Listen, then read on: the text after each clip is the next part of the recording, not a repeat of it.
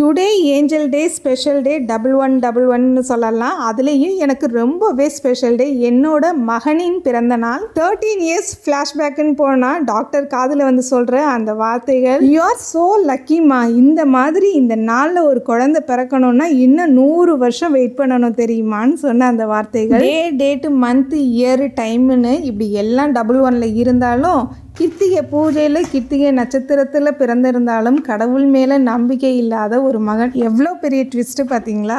என்னதான் அதிர்ஷ்டம் லக்குன்னு சொன்னாலும் எனக்கு என்றைக்குமே இந்த லக்கு அதிர்ஷ்டம் மேலெல்லாம் உடன்பாடே கிடையாது. நாள் என் செய்யும் எக்கோல் என் செய்யும் என்னுடன் இருக்கையில்னு நம்ம முருகரை சொல்லிட்டு போயிட்டே இருக்க வேண்டியதான். என்னதான் சாம்பார் பிடிக்கும்னு சொன்னாலும் டியூஸ்டே சாம்பார், ஃப்ரைடே சாம்பார்னு இந்த சாம்பாருக்கு எண்டு கார்டே இல்லையான்னு பசங்க கேட்க, இன்னைக்கு என்னோட ஸ்பெஷல் டேமான்னு அவங்க சொல்ல, ஆனால் உன்னோட நீ பிறக்கும் போதும் சரி இப்பயும் சரி கஷ்டம் என்னவோ எனக்கு தான், செலிப்ரேஷன் மட்டும் உனக்கான்னு சொல்லி பசங்களுக்கு பன்னீர் பட்டர் மசாலாவும் சப்பாத்தியும் கொடுத்து விட்டாச்சு.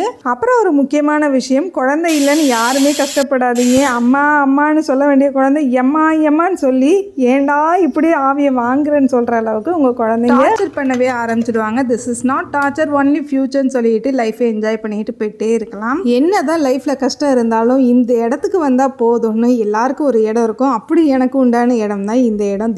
தினம் அதிசயத்தை காமிச்சு என்னை ரிஃப்ரெஷ் பண்ணக்கூடியது என்னோட செடிகள் தான்.